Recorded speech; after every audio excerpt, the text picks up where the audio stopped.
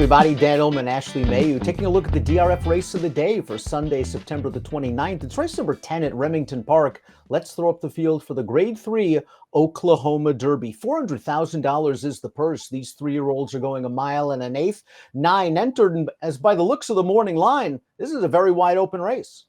It really is. I feel like a lot of horses had been close to maybe their last 2 efforts or even their last time out. And in terms of their running style, a couple of horses have very similar sort of stalking trips. So I think it's a great betting race top to bottom. I even think looking at some of the local horses, such as the 4 Flat Hanby, maybe he can get a piece at a big price. So from a wagering menu and kind of a wagering perspective, I think it's a great race. Most Wanted, the 6, unbeaten from 3 prior starts, is 5-2 morning line. He's the favorite. Let's take a look at where he'll be on the Timeform US pace projector. He's been forwardly placed in most of his races, and I'm sure if this pace projector plays out on the track, trainer Brad Cox will be very happy with Most Wanted sitting second in a situation that favors front runners.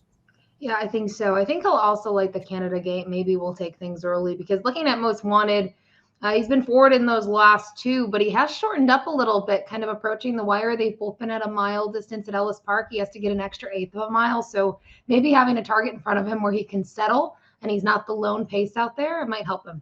Dimatic, the number 5, is the fastest Timeform US late pace rating. He's hoping for a little bit of hitting up front. He's a pretty consistent campaigner for trainer Steve Asmussen. We'll start things off with the number 1, Indispensable. He was cross-entered against some real toughies in the California Crown on Saturday. It looks like John Sadler's going to go here. It's probably the right move. He's coming off a really good effort when second behind the very talented Muth last time out at Del Mar. John Sadler fooled me 4 days ago. I think he was leaning towards the California Crown, and he goes in this spot, and I do think this is probably the better spot of the 2. He gets the straight 3-year-olds here. I think looking at his last effort, a nice prep for this. He was a well-met second behind Muth, and he got a nice trip once again where he's able to close. And if the pace is quick enough early, it's a just that he can close in here. I just like his running style. I feel like a couple horses in here, they do their best when on the lead, and not every horse can make the lead in a field like this. So I think it sets up really nicely for him. Just seems like a really late blooming sort. He's looked good in his last 2 races, pairing up 92 buyer tops, and that often leads to a forward move. The 2 is EJ Won the Cup. He's been placed brilliantly by trainer Doug O'Neill. They tried him against some of the bigger boys in the Santa Anita Derby. It didn't work out, and since then they've made hay. Texas Derby, St. Louis Derby. You're going to try to be a triple Derby winner by winning the Oklahoma Derby. Here's his most recent start. St. Louis Derby at FanDuel. Couldn't have asked for a better trip at odds on. He got right to the lead. He backed down the fractions. He sprints on home against overmatched competition. Dan, make that a quadruple Derby. He also won the Turf Paradise Derby right after breaking his maiden. So, they've had him well traveled now, and Doug O'Neill has found him in spots where he can win. And I think looking at the St. Louis Derby, the big thing there is he was actually on the lead. And his last couple of efforts prior to that, he was sitting the trip and he was trying to close from off of it. So I actually like that he's shown some versatility. I don't think he needs the lead to win. I don't think he will get the lead in here necessarily. And I can't knock him. He's coming in here off a career best effort where visually, I don't know how impressed I was by the effort. Yes, the margin was huge, but it wasn't like he was, opening his stride and really digging down deep, but he did get a 101 buyer. Canada Gate, the number 3, is an interesting new face for new connections, coming off a good maiden win around 2 turns at Del Mar. Let's take a look at that performance. In this race, Canada Gate was a Judd Mont, Bob Baffert production and was able to sit just off of the pace before sprinting on home in the stretch. He's now with John Sadler, Ronis Racing. This is another horse. He seems to be improving with each and every start. Now he gets the acid test. Yeah, and his other starts, he was kind of weakening in the late stages. He didn't have the punch, and here he draws clear. And maybe it was just that he found a field that he could tackle. It was a smaller field than his other races, but I think he looked good in that performance. I think the pace was honest, and he was pretty close to it. So I have really no knocks on that. The connections obviously do well with their new acquisitions, and they like something about him. You don't kind of purchase these horses off of others, and you know that the purchase price, even though it's private, it's probably a big one. Here's the local hope. The 4 Flat Hanbys come back good this year. 5 for 5, including a win against open horses in the off-turf Canterbury Derby 3 starts back. But let's watch his most recent race. They turned him back to a 7-furlong sprint against fellow Oklahoma breds. He sat just off the pace. He sweeps by the leaders. He goes about his business. He has some work to do from a buyer speed figure standpoint as he steps up in class, but he's got the home court advantage. Can't forget too at Canterbury, he did get a 90 buyer at 3 starts back. And looking at him last time out, just the 81 as we take a look at this replay. He won for fun. I thought he was under wraps, kind of just loping to the wire. Very, very easy. And it's funny to look at his progression because those 2 starts last year, they were just terrible. I mean, there's no other way to say it, Dan. They were not good. He's been able to regroup. And you look at the first 2 races, you might think, okay, it was Will Roger Downs. He was able to run with Lasix, but he's actually not had Lasix in a couple of starts. He's been able to win. I just think he's getting good at the right time. And that was 7/8 last time at Remington. Look at the races at Canterbury and Prairie Meadows at the longer distances. He's been good. So excited to see him get the 1.125 at Remington.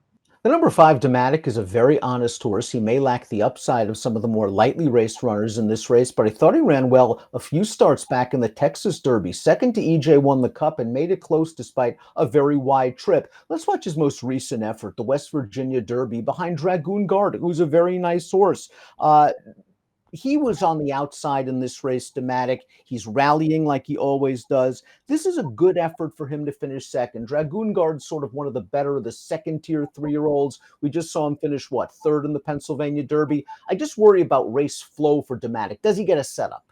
Yeah, he's going to need one. And that's the big question with him. In the West Virginia Derby, the winner, Dragoon Guard, took him gate to wire. And a horse that's very comfortable in the lead, and the fractions weren't that robust. So I thought all in all it was a good performance. I like that he was a little bit closer in terms of lengths off the pace. I think that made a big difference.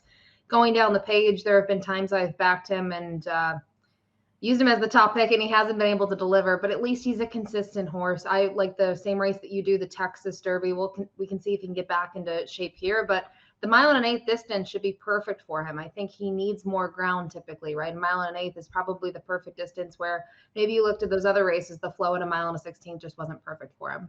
Conversely, the 1.125 is going to be a big test for the 6 most wanted, but this horse has done a lot in a short amount of time. Just consider, towards the 3rd week in June, he's still an unraced maiden. Now he's 3 for 3 in a stakes winner, and he was pretty game last time out in the Ellis Park Derby, going sort of a 1.5 turn mile. He made the lead that day. He just barely held on. Now he's got to go 1.125. I guess if the pace is slow, that helps him stretch his speed.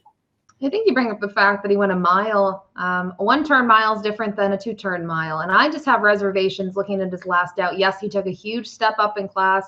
He was gritty to the wire. He got a big figure for it, but a whole other additional 1/8 of a mile around 2 turns could be a different ball game. And not saying that he's, going to take a huge step backward or anything like that. I just wonder if he's pressed early, does he surrender late? I think that's a very likely situation, but we'll see. I think if you're these connections, this is probably a little bit of an acid test for him to this point, and a nice way to do so, right? It's not a grade 1 field, but it's not a field that's weak by any means. Remington base number 7, Mena, comes off a likable win against first-level allowance types going 7/8 of a mile. He rallied from off the pace that day. Now he has to face tougher competition, and they've stepped him up into stakes competition in the past, and it just hasn't really worked out for him. He's 20 to 1 on the morning line. I won't dissuade anyone who likes him at that price, but he has a lot to prove.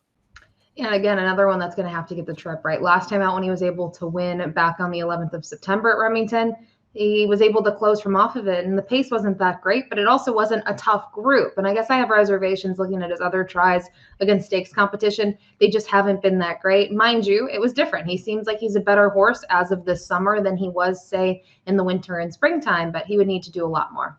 Society Man is up next, and he certainly fits with these horses. He looked really good winning the Matt Wynn 2 starts back at Churchill Downs. We saw him in the West Virginia Derby video with Dragoon Guard. He finished 3rd. Dimatic ran by him late. I wonder if he was forced to be a little bit too close to the pace, trying to chase the loose on the lead Dragoon Guard. I think Society Man might be his best when you take him back and make one run.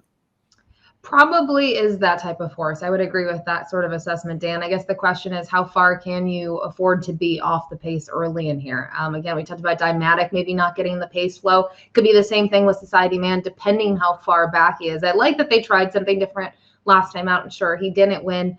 He was still 2.5 lengths behind Dimatic, but he showed that he has the handiness. If he has to be used a little bit early and has to be put into the race earlier, he can do it. Maybe he gets a trip where he's not dead last. Maybe he's got a horse or 2 behind him early, and maybe that makes the difference. I guess it just also depends how strung out this field gets.